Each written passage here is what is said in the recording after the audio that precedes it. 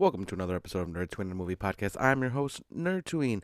Thank you so much for joining me. If you like multi-fandom content, whether that's wrestling, comic books, movies, TV shows, pretty much anything you can nerd out about, this is your place to be. So go ahead and hit that share, like, subscribe, wherever you're seeing this, whether it's on YouTube, Facebook, IG, TikTok, wherever you see it, just give me a follow.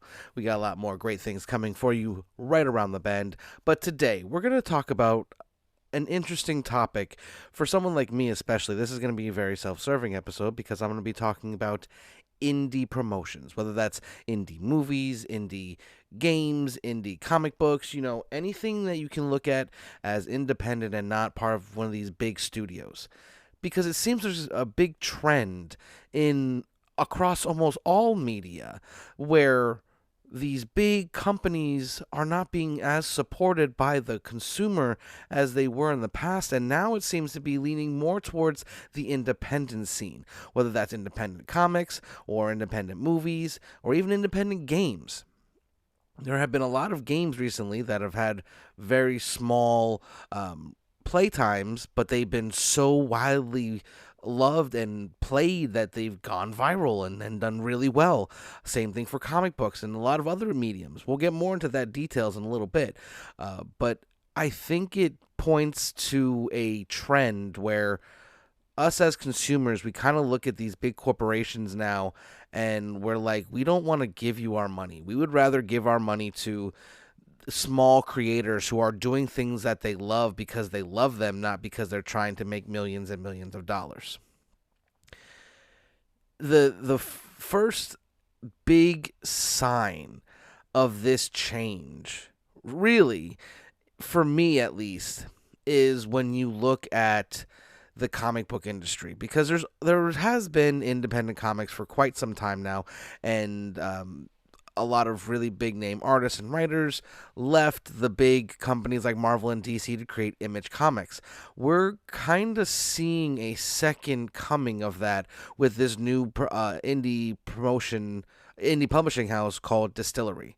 It is the next generation comic book publisher where there's going to be physical, digital, collectibles, and they're trying to redefine the industry where everything that is produced through Distillery is creator owned and can be consumed everywhere. There are a huge amount of amazing creators that are involved in this. The founders are Brian Azzarello, Mirko Andolfo, Mark Bernardine, Elsa Charretier, Becky Clunan, Will Dennis, Lee Garnett, Tula Lotte, James McKelvey, Joel Jones, Junko Mizuno, Stephanie Phillips, Jock, Scott Snyder, Ram V, and of course, James Tynion IV. Those are just the ones that are listed as founders. They've brought on a lot more since then. Now, even like Peach from Moko was with them, and they're kind of revamping what it means to be a comic book publisher, because a lot of the people who are making indie comics don't own their own stuff. They do it through a publisher, and the publisher owns everything, which means they get more of the profits, obviously. That and creative freedom is one of the big reasons why I chose to make my comic book a self-published indie comic. The Ashcan just got 100, well, not just, but was 100%, over 100% funded on Kickstarter. It has since gone to print. I have approved the proofs. It's off to the printer, so those should be in rather soon. I've even been working on my signature. But the biggest reason that I decided to, because there are a lot of small publishers. My good friend John from Encase Comics, he decided to go with a publisher. Granted, it's someone that we both work with as our letterer, so it's not like it's some random, company that's doing it, but there are a lot of people who go through smaller indie presses like Source Point or lesser known comics, or like Boom Studios, or some of these smaller but still decent sized publishers, because it makes it much easier, because all you have to do is create. You don't have to worry about sending it off to the print. You don't have to worry about correcting the proofs. You get an editor for that. Sometimes they even give you artists or letterers. You don't have to go looking for them. That's another big thing. And then obviously the cost and the publishing end, the distribution, all of those things are big. So it's not like people who are going with these small indie presses are suckers. I'm not trying to say that at all, because they're not. I mean, they're getting a lot more books. You know what I mean? Like, so like if I wanted to do a huge print run, I would have to raise a ton of money, versus where a publisher who might have a press and everything, they might be able to do it with less upfront cost. Which, that's something you got to think about if you're making anything, whether it's, movies, TVs, or comic books or whatever. But it definitely seems like this is the second coming of Image, but better, because it's all creator owned. So like, these artists and creators are basically working together using their combined network of buyers and connections and talent, for that matter, to create their own stories that they've wanted to tell, and owning the rights to them. And that's amazing. I mean, you got to give all the props in the world to these people who decided to make this happen. It's great. And like I said, I feel like it's the second coming of Image, where you're going to look back 20, 30 years down the road and go, wow, I lived through that time. I remember when that first showed up. I remember the first covers, and they're also going digital. There's a lot of things there's a lot of really great things that are like associated with Distillery, and it's going to take over. I mean, Scott Snyder, Ram V, James Tynion, Jock, these are like titans of the industry right now.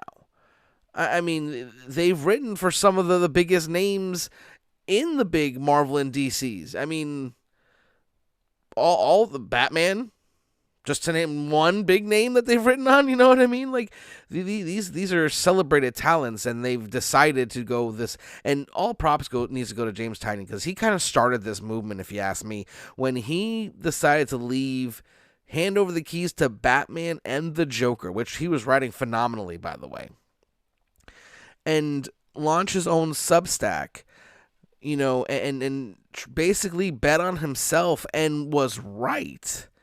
And then after he did that successfully, now he's working with Distillery, and I don't think enough can be said about the effect that James Tynion has had on not only the comic industry, indie comics, as well as horror in general. There's so many new horror titles and new horror fans, because they go, oh, James Tynion wrote it? Isn't he the guy that wrote Something That's Killing the Children, Department of Truth? Hell yeah. Oh, let's give it a shot.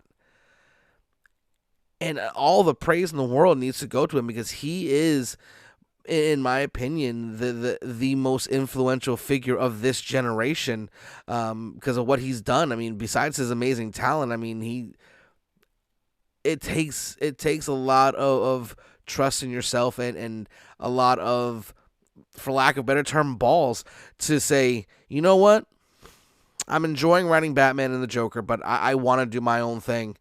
I'm done writing Batman and the Joker.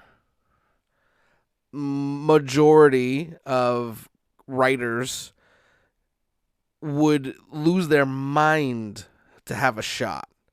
Just a shot to write Batman or Joker.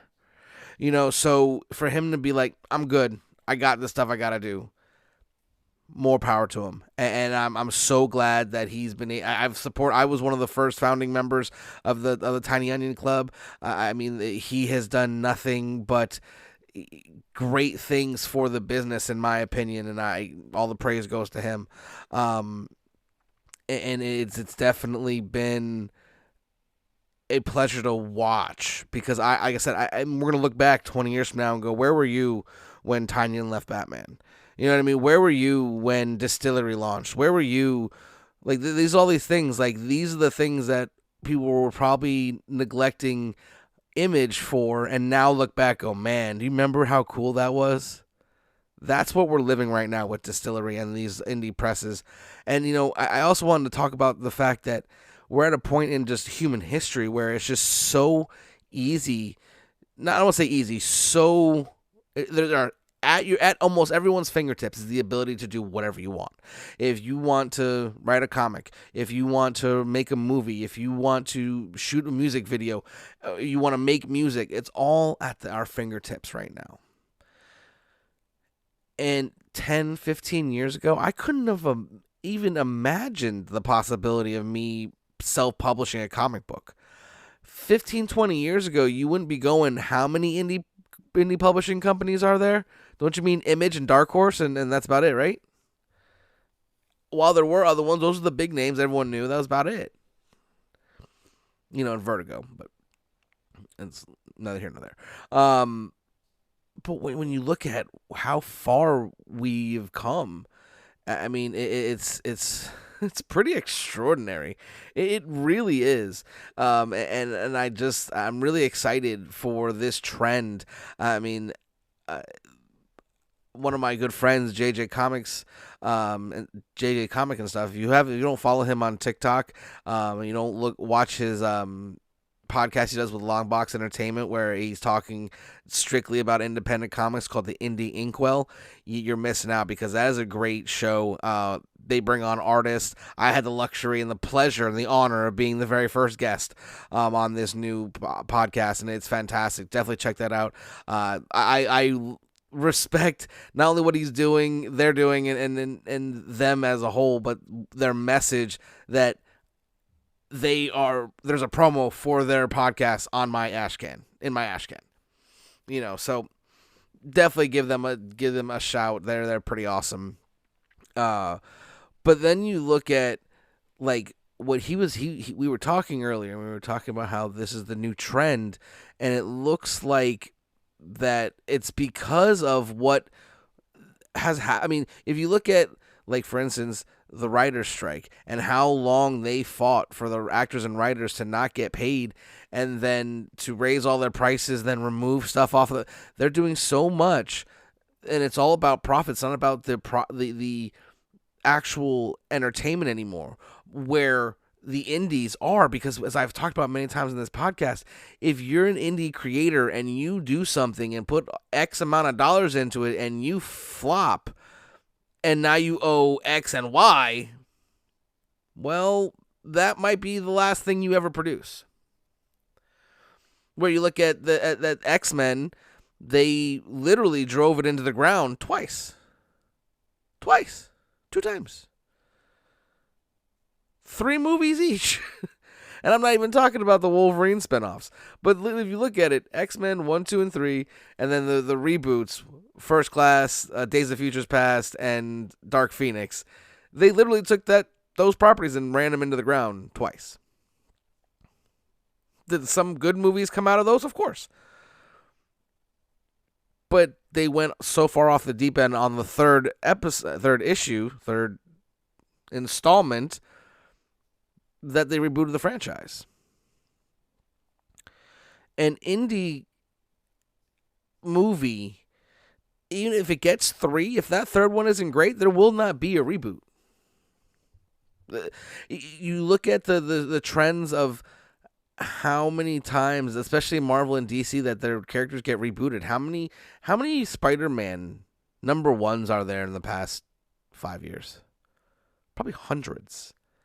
Because they keep rebooting it. Daredevil, they'll do 16 issues, then reboot it. 32 issues, then reboot it. Hell, the DC Universe has been rebooted so many times in the last couple of years that I don't even know which way is up anymore. And that's fine. That's absolutely fine. But that speaks to what I'm talking about, where if Spider-Man was an indie character and that first run wasn't good, there would not have been a second run. There wouldn't have been. But these big companies are just like, we'll just start throwing shit at the wall and see what hits.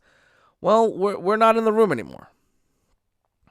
We saw that first one hit and we're like, we'll go somewhere else. There's this little mom and pop shop down the road that's got better food. You know what I mean?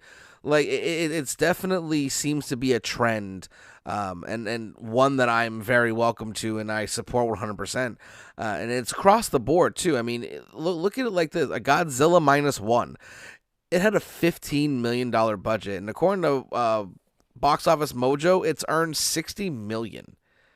60 million worldwide, where the Marvels cost 300 million and earned a total of 202 million, which is a loss of over 100 million dollars. But if Godzilla -1 made $10 million and lost 5 million, there would not be that company would have gone under, been done. But Marvel will just keep releasing movies, which again I'm not complaining about. I'm just saying there's a trend here. Godzilla -1 cost a literally less than one of the She-Hulk episodes, but yet it was better done and wildly hailed as amazing. I've not seen a single negative review of Godzilla -1. Where, granted, whether it's real or not, or just some misogynistic jerk online, irrelevant, there are a few bad reviews of She-Hulk. I haven't seen a single one for Godzilla -1. And then, I mean, think about it this way, and this is going to get a little racy. OnlyFans, okay? OnlyFans, granted, it's not their business model, but the way OnlyFans really works is it's basically porn that you get directly from a person in most cases. I know it's not all cases, but they generated $5.5 billion in gross. There are women who make tens of thousands, if not millions of dollars a month on that platform. Now, there is free websites for that kind of stuff.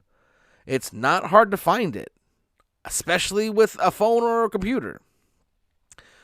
But then why do these women still make all this money, or men too? I mean, why do these models, let's just call them that, do so well when more graphic and more, let's just say, high-end or production value stuff is available for free? Why do people continue to go to them? It's because it makes them feel like they're a part of it. They get to interact with the person directly. Whether or not they're actually interacting with them is irrelevant. It's that extra little bit of like, this is a real person. This isn't some woman who's hired by a multi-million-dollar porn company that's gonna just pay her pennies on the dollar and then make millions on their own. No, this is them making their money for themselves. So people support them. Granted, you can argue there's other reasons for it, but when you break it down, that's what's happening. So much money because people aren't just watching the same old things. They want to be able to go, I was a part of something. And that's what indie comics gives them. That's what indie games give. That's what OnlyFans and indie movies give them. And then you look at things like with the CEO of Take-Two, the publisher of the GTA 6, he had this quote. I'm going to read it off, make sure it's exact, about pricing. In terms of our pricing for any entertainment property, basically the algorithm is the value of the expected entertainment usage, which is to say the per hour value times the number of expected hours plus the terminal value that's perceived by the customer in ownership, if the title is owned rather than rented or subscribed to. So basically, what he's saying there is that basically they want us to start paying for games by the hour. Or the bigger the game, the more money they want us to pay. Now, you can make a case that that's valid. That a small indie game shouldn't cost the same as a big-time game with hundreds of hours of playtime. I don't know that there are many indie games that do cost that much. I could be wrong. I'm not as big gamer as I used to be, and things have changed. So if I'm wrong, please let me know in the comments below. But usually, the indie games would be cheaper because they're smaller and they don't have as much to earn to either make it back or to make a profit. So when these companies are talking about, hey, we're going to give you GTA 6, but it's going to be $70, but we think it should be more because you're buying the game and then you get to play for hundreds and hundreds of hours, we're not getting enough value.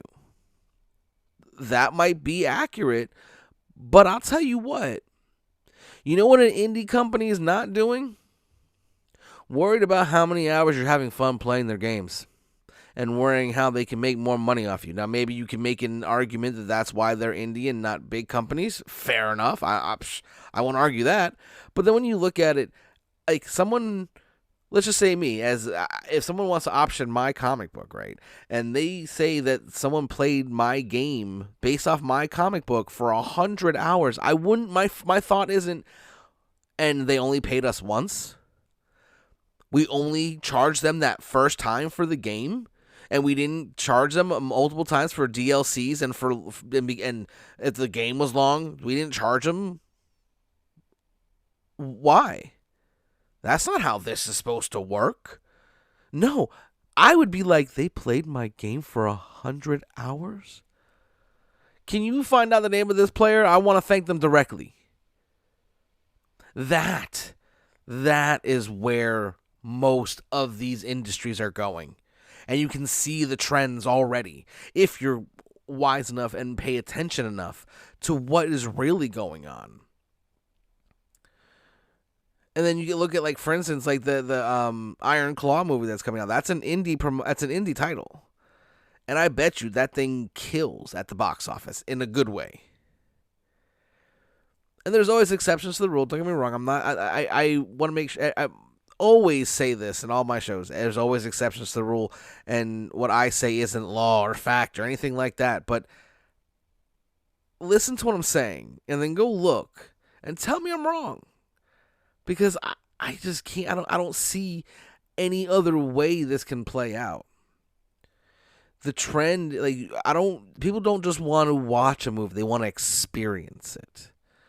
And in a lot of cases, and that's why Comic-Cons and these panels and these signings and these photo ops do so well, because people want to be part. They want to feel something.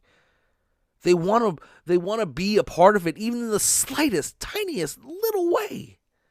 It makes it that much better. And I think that's what indie everything brings to people. And I just hope that this is the case, because we're going down a really great path, people. When an indie creator gets to create what they want and knows that if they don't bring it, that they might not get the next issue or the next game or the next whatever, they're going to bring it. It's not like with a big corporation where, like, for instance, if the company that did Godzilla -1 raised $300 million and lost $100 million, do you think there would be even the slightest bit of chance that indie promotion would get another movie to make Godzilla again? Or anything for that matter? Probably not. But a $100 million loss isn't going to kill the MCU. It's just not. And, you know, that could be a problem in and of itself, but that's a whole nother can of worms that we're not going to get into today. But I do have to admit that, like I said, I'm very happy about where this looks like it's going. And I definitely have a lot of hope. Because I've said on this podcast many times how it seems like these big corporations are at this point 100% concerned with just making money and are not making great content to make the money and earn the money, you know. And has not been a great year for movies. Even great movies that were awesome didn't do that well at the box office, and some movies that were bad didn't do well. Some movies that were good didn't do well. It was like this is a very interesting time. But I bet you one thing, I will say this. When it comes to these big corporations, they're riding a very slippery slope.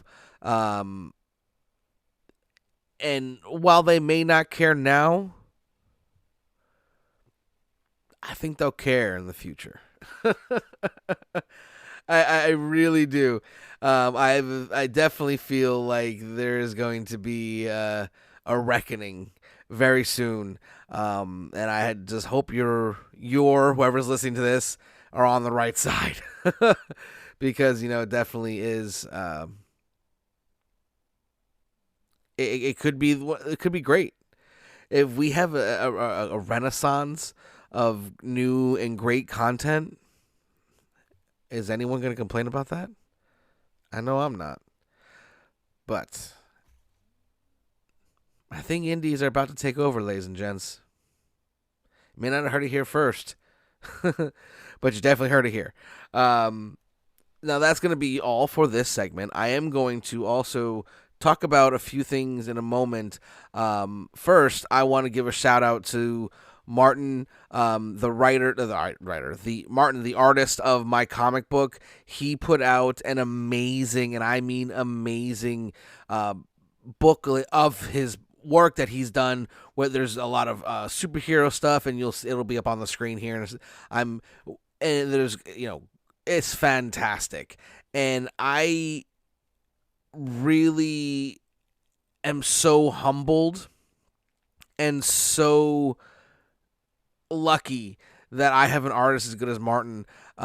He'll be tagged below as well. I also have a few signed copies of it that I'm going to give away coming up soon. So definitely want to follow so you can be up on that.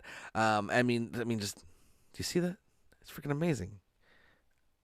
Wow! Look at that. You see that? You see that shit? It's freaking banging. And it's funny because, and I'm not going to edit this out because I want full transparency. I recorded it and then I went back and added it. So anything, I might put it on the wrong side on purpose just to make it look hilarious and see, look at the production, look, this guy sucks. You can't even edit his videos. And because they won't bother to listen past that. So,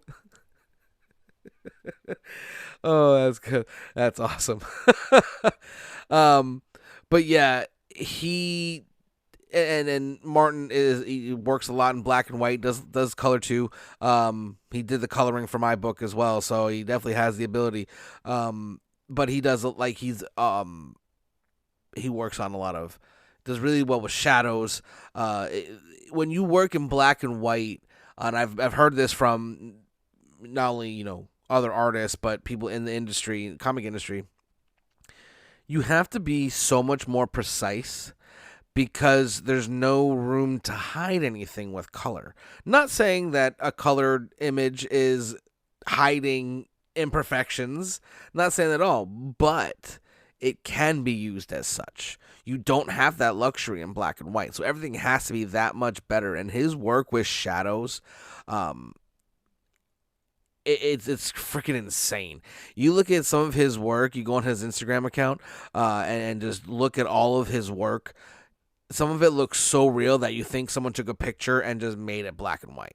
Not just a ridiculously, unbelievably, stupendously outrageous, gargantuan, amazing talent that he is.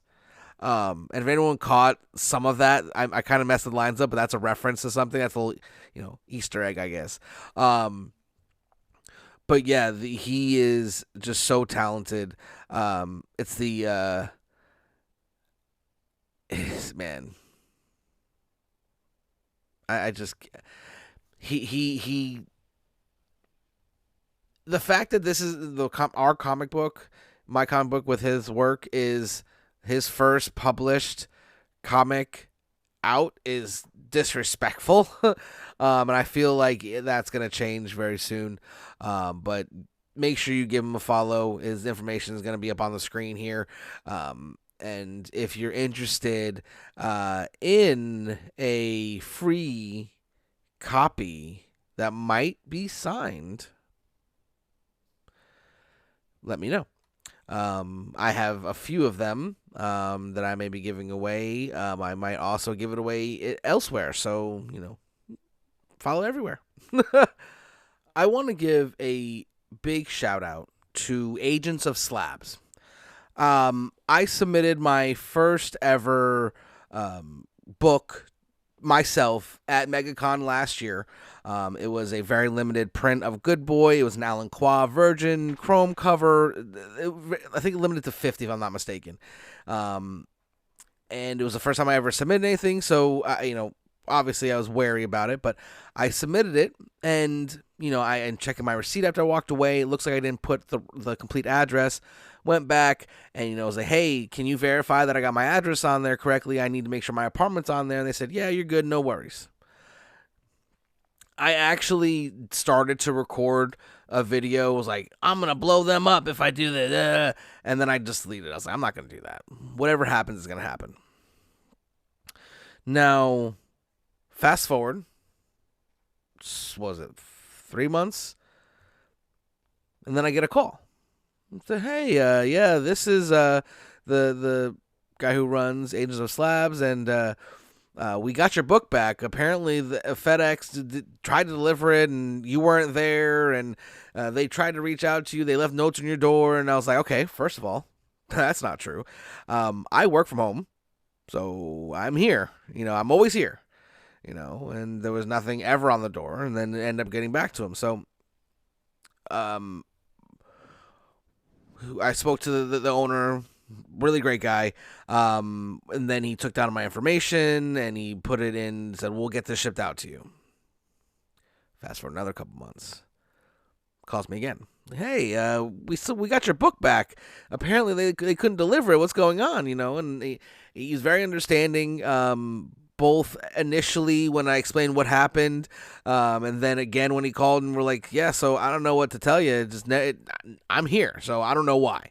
And then they went off to New York City Comic Con, and I was so ready to chalk it up as a cost of doing business. Look, your first one, it messed up. Oh well, good for you. Too bad. It was $100 some bucks, whatever. I can't stress. I wasn't going to stress myself out about this book. I just took it as a loss. I said, whatever. That's whatever. I'm just not going to use them again, whatever. Even though it wasn't their fault initially. Want to make that very clear. I was one who left the apartment off. I had just moved when MegaCon happened. In fact, my brother was moving us still into the new apartment while I was going to MegaCon. So I, forgot. And then after it got resolved and the right information was there, it still hadn't come. And it was almost, I think when we last spoke, it was a couple of days ago, because I have received it now. So there is a good ending to this story. But it was weird because he was like, man, I don't know how this is still here. We're going to get this out to you. Don't worry about it. There's a little scuff on it. And he was like, listen, if the scuff's a problem, please bring it to MegaCon if you're coming, or send it back to us and we'll resend it or whatever. I'm going to be honest, I don't care. And the reason why I don't care, and that's not like I don't give a shit. No, I don't care because I only submitted it because it was my first ever submission. And Alan Qua was one of the first exclusives I ever had. I have a world tree with Alan Qua, so it was this whole full circle kind of thing. It was one of my favorite indie comics, Good Boy from Source Point Press, one of my favorite artists on one of the coolest covers, who also I've worked with, signed, and I can submit it all right now. I don't have to have an account. Let's do it. Yellow Label, hell yeah. And, I did it because I wanted that experience of submitting a book. I now have a book that I submitted myself.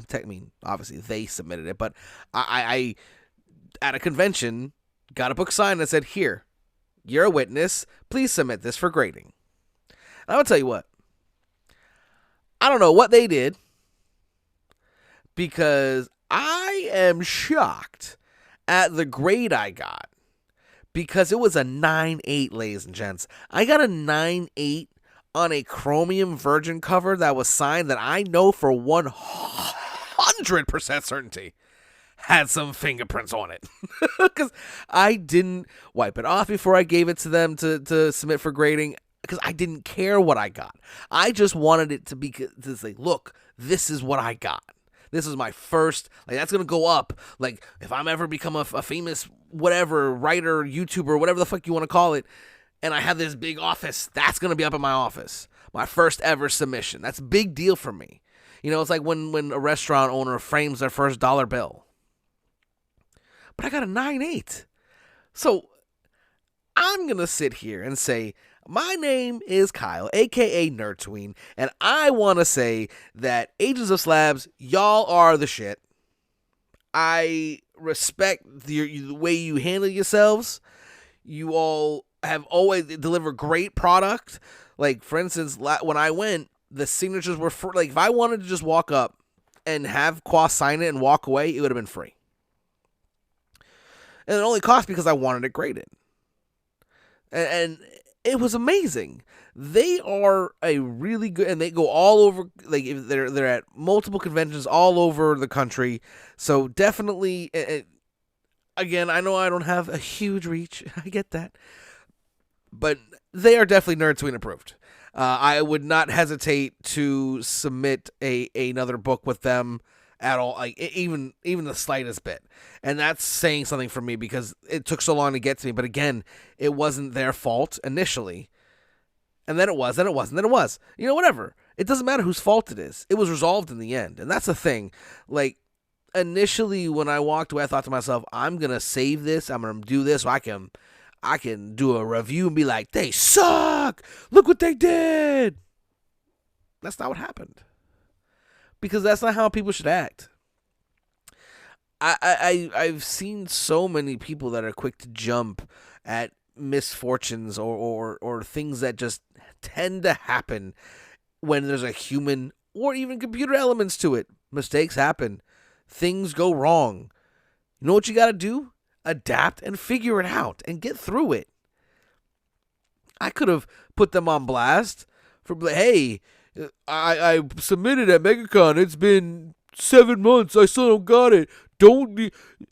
Let's all tag him in this and blow his spot up, which people do. Whether that's by review bombing or whatever. There's a lot of things that happens a lot on the internet. I'm glad I took the route I did. Because again, in my head, yeah, I'm not, believe me, $100 is a lot of money. You can do a lot with $100. I know I can. I know I can do a shit ton with $100. That was really $150, but whatever. Let's say $100. But I was much rather chalk that up to the cost of doing business and look, the horror stories about grading are true. That's really what I was looking for. I wanted to know what it was like to, submit. And for most people, I had friends that also were at MegaCon and submitted, and then with the same people, I got my stuff back a month ago. I got my stuff back last week. Where the hell's mine? But now I do have it, and I can't thank them enough. And I look forward to doing business with them in the future. And hey, maybe if my comic book takes off one day, you'll see me signing at a Agents of Slabs booth at some convention, whether that's New York City Comic Con or down here in MegaCon or I'm pretty sure they go down to SuperCon as well. I'm pretty sure they're also at San Diego, but that I can't off the top of my head, I can't think for sure. But yeah, Agents of Slabs, definitely a company, a business that I will definitely work with again. And again, for what it's worth, they are definitely Nerdtooine approved, as is Distillery, as is Godzilla -1, at least how they did it, I haven't seen the itch. Martin's artwork and his compendium of great art, Kyle Willis's art, Tina, drawing a blank of her last name, but 305 Miami Comics. There's so many great creators out here. John from Encase Comics, that are really giving their heart and soul to this business. And we, not only as creators, as consumers, as just people, should just do a better job at giving praise where it's due and not being so quick to throw hate as much as it does nowadays on the internet. Because I mean, the whole pandemic and all that did a lot of things for a lot of people. It saved my life personally. It cost me a lot too, not financially, but not everyone of my family made it through that. You know what I mean?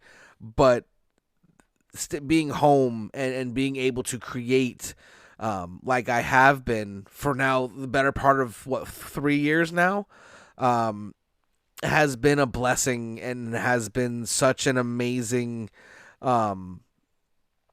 life-changing experience. I mean, I'm not a big-time creator. I'm not making thousands and thousands of dollars doing this. Hell, it actually costs me to run podcasts and everything else that I do, all the equipment that I need and the programs and this, that, and the other. I mean, it's a lot goes into it. That being said, if you're watching this and you want to sponsor, let me know. I am more than welcome. I'd be happy to take on a sponsor right now. I could definitely be a brand ambassador. But yeah, this the way the trend is going, I'm really happy. Yeah, this has been a really interesting episode. I never thought I would bring up OnlyFans on my podcast, but it hit me like a ton of bricks today when I was preparing for this episode. I was like, oh my God, that's what the OnlyFans models are. They're indie porn stars. What? And then it just took off from there. But if you're still watching this, thank you so much for putting up with me for this long. Until next time, this is Nerdtooine signing off. You stay nerdy, my friends.